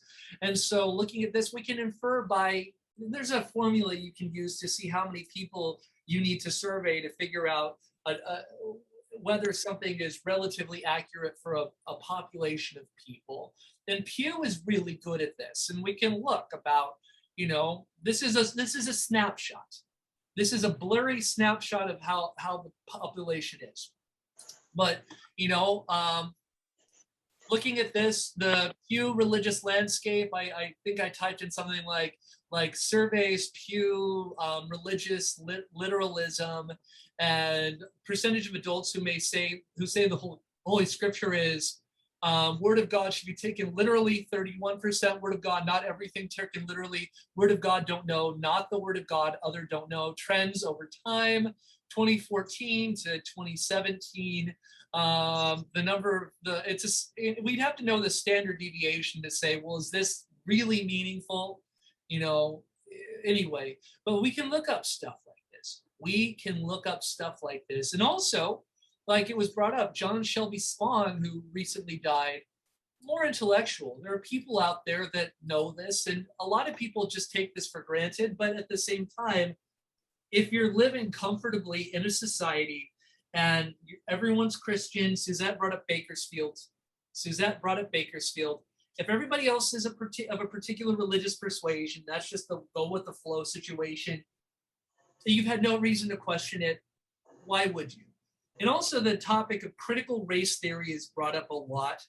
The word critical, when you've heard critical race theory, it means breaking apart the assumptions, destroying the things that are taken for granted, to work through them to understand. And that's what we're doing right now today. We're taking things apart, breaking them to their central components, and asking questions. We're giving a new way to look at things. And with this, it's not just haphazardly saying, I want to know about this. The reason I studied this is I was going down the whole atheist activist route, and I honestly didn't want to be full of shit. If I wanted to challenge religion, I needed to understand it. I needed to broaden my mind. And I learned, I went from, like it was said earlier, I was a total hard ass. And then I realized by studying this that it was more than I thought it was. And there's more than one way to engage with it. And by that, me saying that, I don't mean, you could only take one of different ways to look at it. No, you can look at this from a whole lot of different angles and take it on at different times, or lump little bits on how you want to see it. And I'll show you my notes really quick. And this goes to the next thing we'll bring up. And then we'll examine a couple thoughts, and then we will have concluding remarks and then social time. So when we look at religion, ways to analyze it are this: aspects of religion, community. And we're looking at community, who are the characters and who are the agents involved in a religion? This is a deeper, more analytical way to look at this. When we're looking at it, it's not just religion in general, it's different, as it was brought up. Thank you, Rebecca, about Catholics and evangelicals. They say the other group is wrong, but they don't tend to look at their own. They don't tend to look at where they come from in comparison, because, even if you are a strident anti-theistic atheist, this is useful too. Looking at the different groups, and it gives you an appreciation of the human side of this. For example, when you're looking at this and you're looking at religion as a communal exercise, what are the characteristics of the community and who are the agents? Does it have believers and non-believers? Does it have believers of certain qualities? Are there gods? Are there angels? Are there demons, jinn? Are there spirits? Are there just moving forces? And who are the agents and who are the characters? In the community of spiritual, supernatural, and natural elements and agents, what is the hierarchy at play? Additionally, looking at this, there's something called religious market theory, which applies this idea that there are spiritual goods and temporal goods, that being salvation, eternal life, worship, sacrifices, and agents, and you engage in spiritual commerce. Stark and Fink write extensively on this. Look them up if you want to. How is religion expressed? And we're not going to go over this right now. I'm offering this up so you can think about this later and continue to think about this. How is religion expressed? When I say religion, it's brought up, well, it's a delusion. Well, is there believing and not belonging, where you believe in things? Are you a spiritual person and you're out there praying to natural forces, or assuming that there is some kind of supernatural intercession on the affairs of the day? Or is there belonging and not believing? Can you be an atheist in the church and still get a lot out of it? An agnostic in the mosque or synagogue and still get a lot out of it? And also, not just believing, but how do you practice? What is ritual? Discourse. How is the belief in ritual expressed? How is it discussed? What are the rules of dialogue? What are the semiotics involved? What is the ideology and doctrine? Is there a political component to it, an economic component to it, a social component? Also, with the discourse, what is shared and what is concealed? For the initiated, how do you see things? For example, Scientology, up until recently, you had to go up to a particular level to learn about Xenu. Now everybody knows about Xenu. And what is shared with the outside? For the Druze in the Levant, they don't share anything with outsiders. Or are you a Christian and you just can't wait to spread the good word? Everything is on its face, and you have to go out there and proselytize. So what is shared and what is concealed? If you're a Muslim, who gets to go inside the Kaaba in Mecca? What are its symbols? For humanism, what are the characters and what are the agents? What's in the hierarchy of things? In humanism, what do we believe and what is our ritual? Celebrating Day of the Dead? In humanism, what is our ideology and what is our doctrine? Are we big subscribers to the scientific method? Are we big doctrinaire? Are we hugely doctrinaire and sacrosanct about human rights? And where does it come from? And what is shared and what is concealed? For the sacred and profane, here's a question for everyone. We can discuss this during the social time portion, which we're going to record it. We call it overtime now. We're kind of stealing it from Bill Maher. But can the secular be sacred? According to Margaret Downey minutes ago, yes, nature. She feels pain every time a tree is destroyed. Cosmogony and eschatology. And like I said, we're not going to explore all of this today. This is just the lens that we look through. Cosmogony. Is anyone familiar with the term cosmogony, and what is it?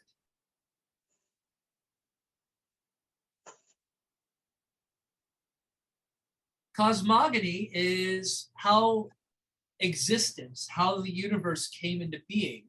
It means the birth of the cosmos. And eschatology. end times, how things come to an end. Was there a beginning and is there an end? Are there a series of beginnings and endings? If we're looking at Hinduism, you have Vishnu in a cosmic sleep in different cycles of trillions of years. If we look in science, you could say the Big Bang is subject to a big crunch in an infinite series of times. And also, lastly, and we'll talk about this during social time and in our overtime, how can we tell if all this is all these thoughts are a human invention? Could one thing be, do other animals perceive of these things? Is salvation relevant to parakeets? And what would indicate to us what would indicate to us if it's not humanly conceived? Would it be the intervention of a god or supernatural forces? So this is your lens. Feel free to write this down. It's going to come up later, and I'll try to share this in the chat in a second. I don't know if it'll copy and paste because it's set in an outline, but this is our lens. To review really quick, and hold on one second. Did my mouse just die? Okay, there we go. To review, religion, it's social. Come on, my mouse is, my mouse. Okay, all right, I'm losing Bluetooth on my mouse. There we go. Religion is social. Religion is about compulsion and repulsion of an extraordinary feeling that transcends the ordinary. Religion is also about what's so important that it's reserved from the everyday and it needs to be protected. It's about the experience, no matter how epiphenomenal. And it's been called phenomenal versus noumenal, by the way, if you want some jargon. And looking at it, it's cultural, and we see what happens when it comes into play. I gave some examples on religion as a human enterprise. And now I've given aspects of religion as a lens to look through. A lens to look through. The community lens, the expression lens, the discursive lens. Discursive, an aspect of discourse. Discourse at play is discursive. Dialectical or discursive. And the sacred and the profane aspect in cosmogony and eschatology. Those are 5 ways to look at what religion is. And Jim, yes. Michelle, yes. Ethan, yes. Rebecca, yes. Do individuals who are very religious, and the level of religious intensity is defined as religiosity, do they even have the self-awareness to pursue this without outside intervention? So you might want to look at this. It's often been said that the easiest way to make someone an atheist is to have them read the Bible. But a much easier, more productive way is to have them attend a studies in comparative religion class. And in looking at all of these, for our social discussion, I want to have this as a discussion. Religion is a human invention in analyzing it. We'll talk about time periods, because I know people will say, well, what about this? If you look at this, that's obvious. That's obvious. I mean, Seventh-day Adventism, part of the Millerite movement of the Second Great Awakening, that was brought up. That was brought up. And at that time, with the Millerites, they said that the world was going to end now.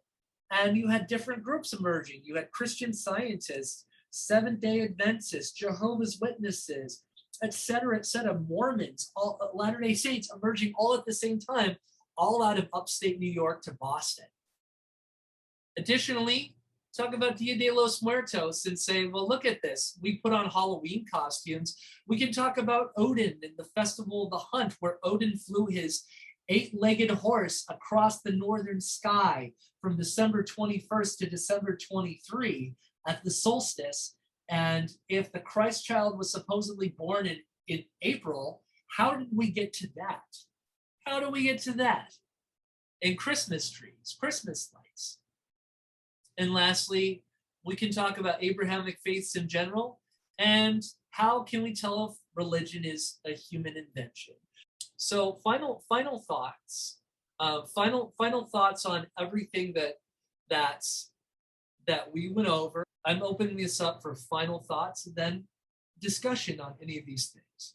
So the question as we leave the main part of the discussion, what did you think religion was before we entered into this chat? And what do you think it is now? And do you have any other thoughts related to this? I'm opening this up. Rebecca, how about yourself? I'm interested in the the topic of whether it's a human invention. I do tend to think it is for a lot of reasons. The superstition aspect, the explaining aspects of our daily world that we couldn't explain before. Carl Sagan has a really good quote on that. I'll have to try to dig it up. I think it was in the same book that someone referenced one of the previous times. But yeah, I'd also like to dig into sometime, if anyone has any information on this. I get kind of curious about how important the reward is in religions, the eternal life or the heaven or the whatever. And I've never been able to find any information on this, but like kind of a survey of religious believers, if all else remained the same about your belief system, but that promise of eternal life were removed, you're, as far as you know, you're just going to die. This is it. And what would that do? How would you feel about your religious faith? Is it really about, I'm being kind of cynical here, but is it really about the loving your neighbor and all these other aspects? That is a fantastic question, because then we'll know who to avoid. Yeah. Just in it for to stay out of hell. So Michelle, how about yourself? I love that question that Rebecca just posed, because when we're looking at religion through the early evolution of religion. So one of the really cool things about pre-colonization America is we can now see through archaeology kind of how religion routed itself in South America. And there's this one key moment where the empires were fractured, and this one king or ruler took all of the indigenous faiths and put them in this pot, and it came out the major tradition that two indigenous groups have in South America, which led to the Quechuan Empire, which is commonly called in the Incan Empire.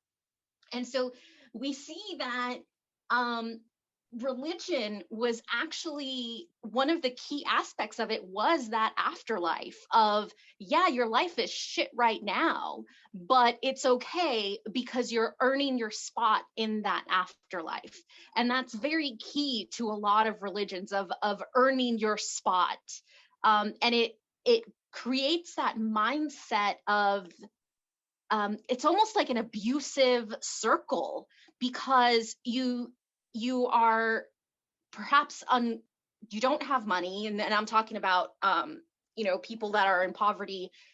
You don't have money, you don't have perhaps food, all of these things that you're lacking and missing, but because you have God, you know that all of your suffering is going to be paid for in the afterlife.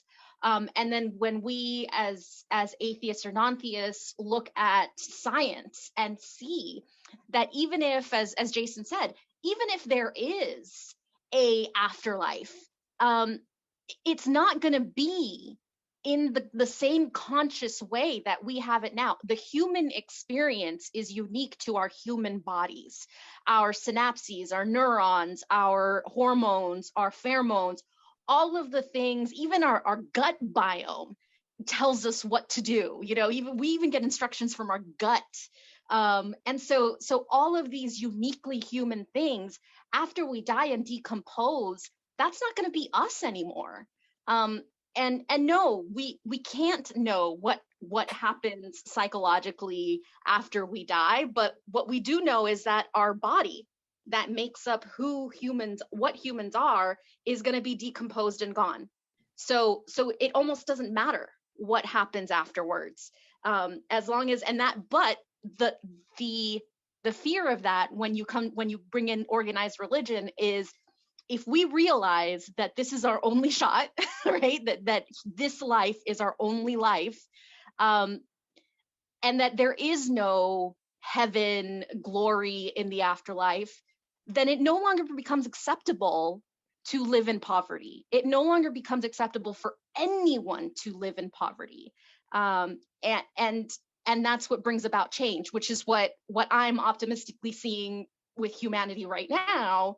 I think a little bit too slow though, but I think, Rebecca, to your point, if there wasn't that promise for that afterlife, you either have to completely reevaluate what and why your religious beliefs are what they are, or accept that it's that carrot. You're never going to get that carrot.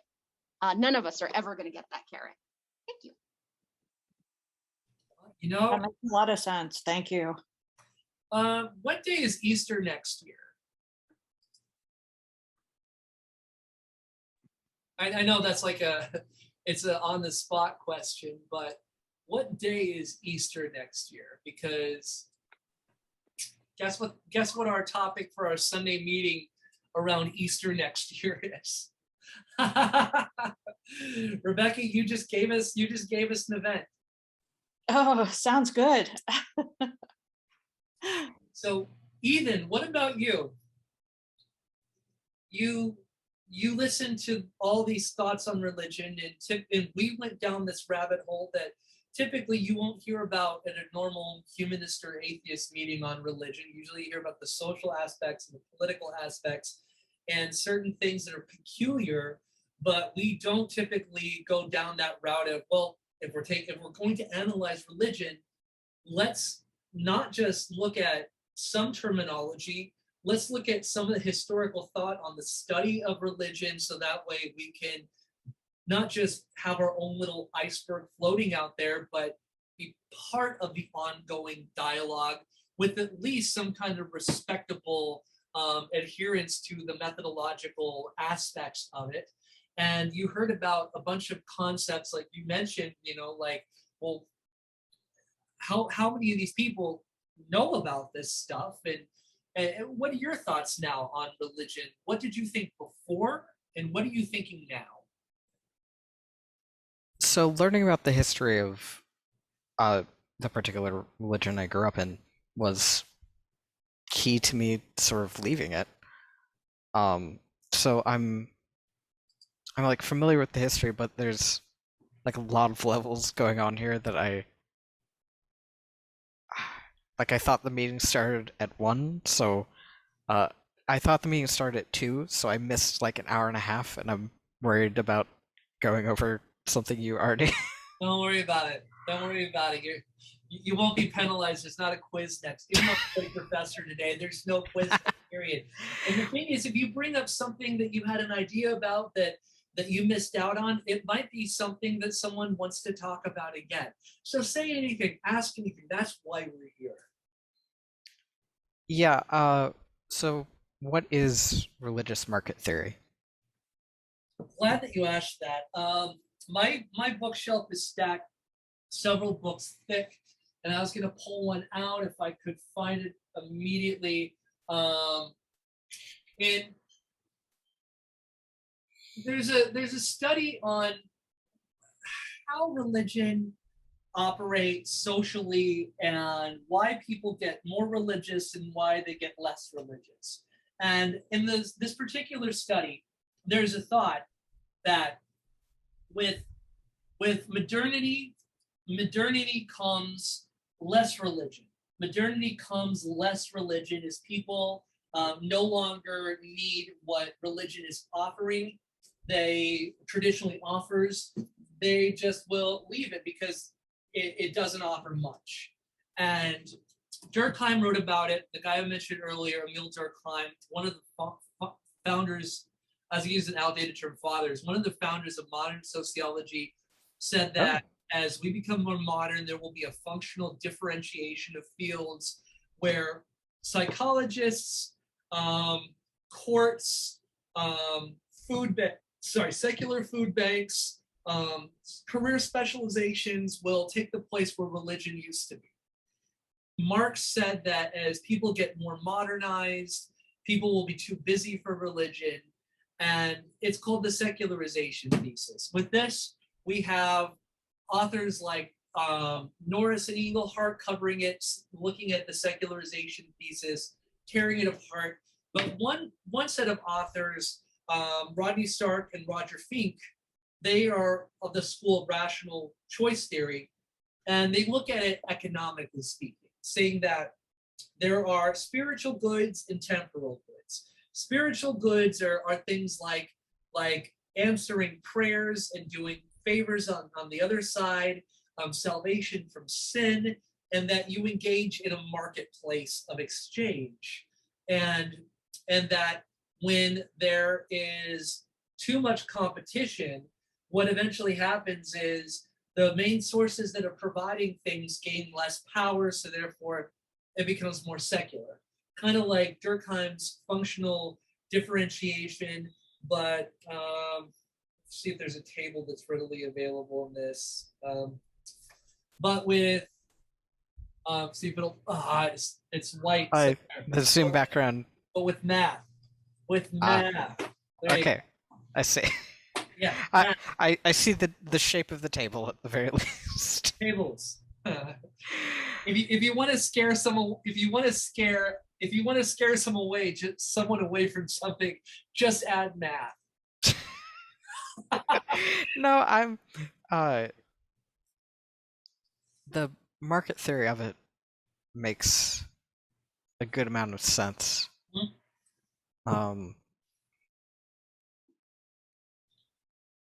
Yeah, if you want to scare something some way, just add math. Yeah.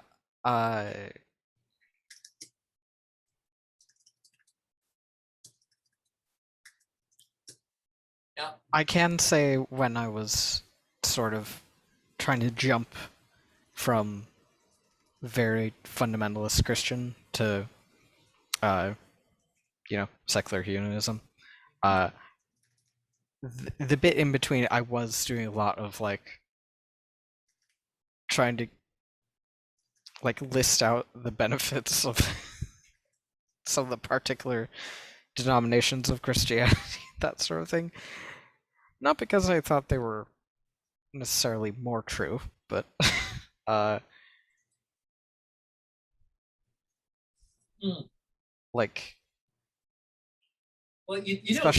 especially when you're a queer person, you have to you have to list them out to be like, okay, which ones can I go to? Which ones am I allowed in the building? Well, it would be. You said as a younger person also. You know what might be funny? You could totally write an essay like this and try to get it published, a cost-benefit analysis of the forms of Christianity. Like you can say, as Michelle brought up earlier, Seventh-day Adventism. You can put pro, the benefits of a plant-based diet, con, losing my Saturday. Yeah, they're because I was in a I grew up in a very Christian, and this is getting into me talking about personal stuff. Go for it. I grew up, as long as you feel comfortable with sharing. We share a lot here. There's nothing to be embarrassed about. In fact, certain things that were said on our chats, a lot of people in the general community might find it really inappropriate, but we have a firm commitment here to destroy the repressive aspects of Christian moralization for how harmful they truly are. So if you want to find a queer affirming space, there's no one better than us. Because right. We also wear the mindset that some of us are against the pure sterilized domestication of the homosexual. Yeah. So the this gets personal, more of I'm talking a lot about my past, not necessarily specific queer stuff. But like growing up in almost entirely Christian circles, and then like Christian college, it became seeing like, even though it was an evangelical college, like a bunch of people went there, so it was a bunch of like, I ended up doing little analyses in my head, like, oh, so this one, the music's good, but I think it may or may not be associated with, because I think it was called Bethel, but I'm not sure if, because they do like the big music kind of churches, but I don't know if they're associated with that one academy that tries to teach you how to perform miracles. Like you do bring up something interesting about the cost benefit analysis from a humorous angle. You could say like Catholic liturgical music, beautiful, but lends it, beautiful, beautiful, however, lends itself a little too much towards sadism. Con, may wear me out before Folsom Street Fair. Yeah, and I mean, even if we're just talking about Sunday, we're talking about religions that do services on Sundays. That still takes my Sunday out of the week.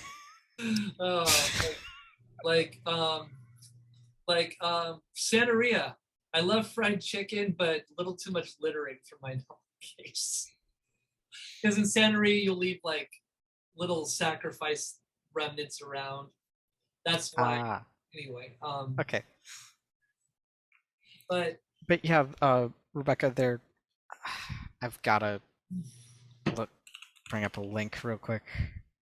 Yeah, there's like a Bethel School of Supernatural Ministries. Yeah, that one. They make a lot of claims.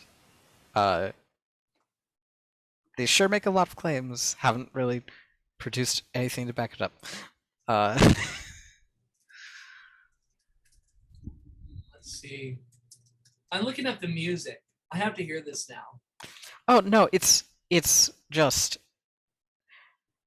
it is good music in the Christian music context. So more in the sense of they have production values. They have a budget. It is the same crap you hear everywhere though. Well, indulge me really quick, because I've never heard of this group before, but I have something called the BSSM promotion video. Okay, let's see what this is. One second. All right.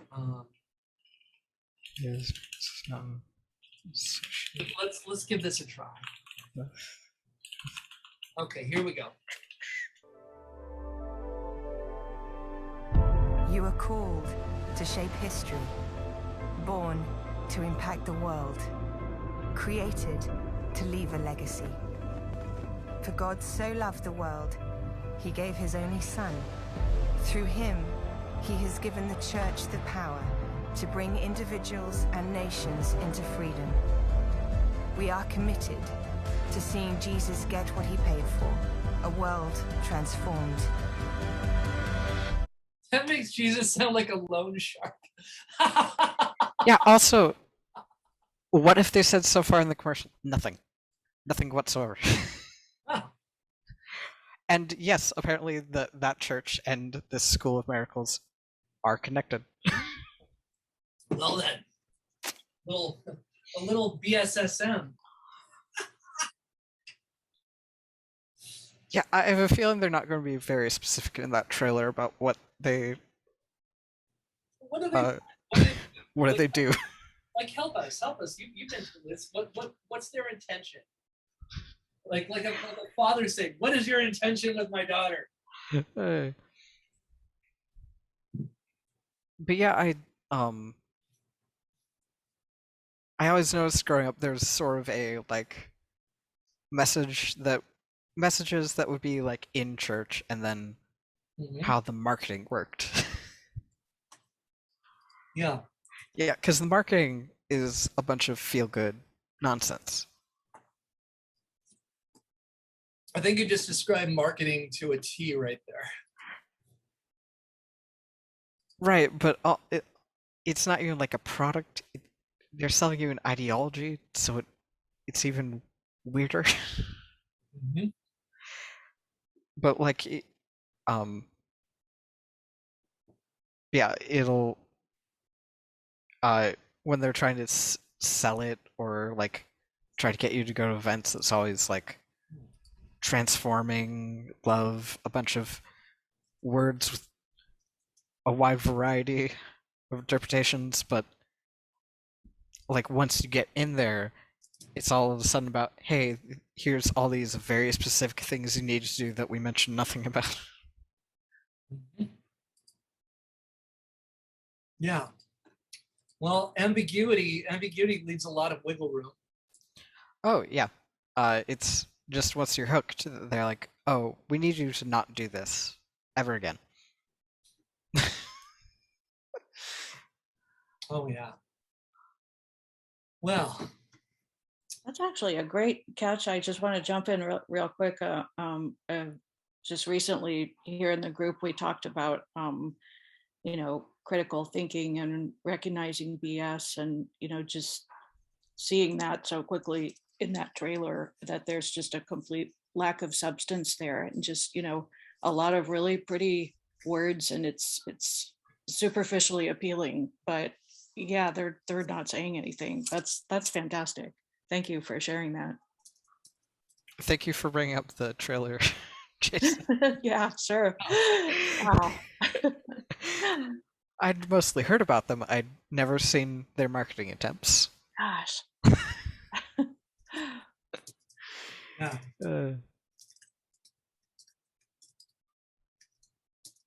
Hold on one second. There we go. All right, just sending out a couple messages. So Craig, what about you? What were your thoughts on religion? And now what are your thoughts on religion after we dug into this? And of course, the original plan was to talk about secular Day of the Dead for maybe 10 minutes, 15 minutes. And well, it went on, it appropriately went on substantially longer. And it was great. It was fantastic. But Craig, what are your thoughts on religion after having this analytical grounding, this theoretical grounding? Well, of course, most of it's above my head, but my experience with religion is oftentimes it's not such an intellectual exercise. It's often your cohorts making up stuff. Once you get the peer pressure involved, for me, most of the misinformation came from other people at sort of my level. Like there's always this assumption that there's contemporary historians reporting on Jesus and things like that. That's the assumption that most religious people have, is that it's a book of history and there's contemporaries. And then you find out that's not true. And you kind of wonder, well, was I misled by the scholars, or was I just misled by other people who had bought into it and just stated things that, oh, well, that's got to be true. Oh, that's got to be true, and that's really where more people, I think, get their religious studies from, is just not really paying attention to what the scholars are saying, or like I said, a lot of wishful thinking. But Yeah. the one point I would make, though, the absence of religion doesn't help everywhere anyway. Everywhere, you really have to have educated people, and you have to have a system of ethics.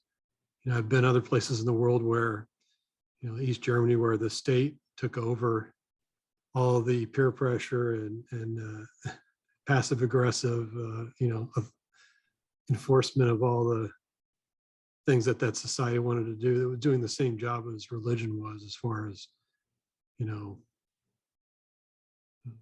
some of the more evil things that Suzette was talking about, you know, not fitting in the community. Well, you know, people were reporting on each other's neighbors there too. I think if you want to have a society without religion, you sort of have to be more like the Scandinavian countries that do have a strong ethical system, because the absence of religion certainly doesn't work. And it's so ingrained in our culture and in our economics. I mean, I posted something earlier where they had determined that religion in the United States, you know, would account for about 15% of the world economy. And that's just something that's hard to extricate, you know. Yeah. Well, Even if you did it a few percent a year, it'd take a while. yeah. But Well, yeah, the origins, as far as the origins, I'm positive it's man-made. Woman-made a few places, but mostly man-made. I think we'll conclude shortly, but exactly with Craig's point about what people think about religion is often transmitted between individuals, that their perspective on what religion is only between themselves and their community, and religion is through that particular lens. Religion isn't one thing and one thing only. It's very broad. And perhaps it's inaccessible to a common definition. Perhaps it's inaccessible to a common definition. Perhaps it's only subject to analysis through a series of categorizations and criteria. And I think if we are to talk about it, I think it's contingent upon all of us to at least learn some of those criteria. I think it's contingent upon us, not just out of personal curiosity and personal interest, but also realizing the solipsistic nature of how individuals interact in the subject of religion, but also to parse out where they're coming from, and through how they're talking about religion from their one degree of one sliver of knowledge and awareness. It allows us to look at how they see the world, because it was brought up a number of times about how it can be used. A lot of expectations under political, economic, social, cultural, and thematic behaviors. It's heavily influenced by certain doctrines, which are also heavily influenced by culture and history. And if we are to understand each other, if we have this working knowledge of religious studies, it gives us the benefit of being able to objectively see someone a little bit better, and also to understand ourselves. And I hope that doesn't sound like some kind of bullshit Hallmark card, because it could, like Jason and his aphorisms. That's a fun book idea. But, you know, today, like I said, today was more like a graduate seminar. It was a little more dry, and it was far more analytical. And I think everyone who stuck it out, who was hungry for this type of event and hungry for this type of perspective, like I said, I think it's invaluable. There are other ways to see each other, and there may be better ways to see each other, but this is a useful way. And it's a way to also take some of the arrogance out of how we see the world. And like, I'll share it one last time. And thank you, Rebecca, for taking the screenshot. But to look at the world, in our own worldview, meditate on these things. How are we seeing community? How are we seeing community? Who's involved in the community? What's the hierarchy of that community? Through our expressions of our worldview, our beliefs, and the rituals that we partake in and that we experience. seeing the discourse, our ideology and doctrines, what we share with others and what is concealed, and the symbols for that, the metaphor. We think and we communicate in metaphor. And how is that metaphor packaged as influenced by our worldviews or religions? Additionally, what do we consider sacred and what do we consider profane, and what is the interrelationship of that? Once, how is purity established? If it's lost, can it be recaptured? And if so, what is the process? And lastly, how did the world come into being and how will the world end? If it did, and if it will. And even in our own humanistic or atheistic humanistic mindset and worldview, this is a good little checklist on how to more analytically think about how we're coming off, how we're looking at the world, and how others who may have more spiritual or supernaturally derived religious worldviews or orientations, where they come from. It's more objective, and it's a starting place for dialogue. So I think we had a good chat today. I absolutely adore how Margaret was here and how we went down that road of Dia de los Muertos Seculares. And I think we had a good talk. So thank you, everyone. Do we have any other last comments before we take off?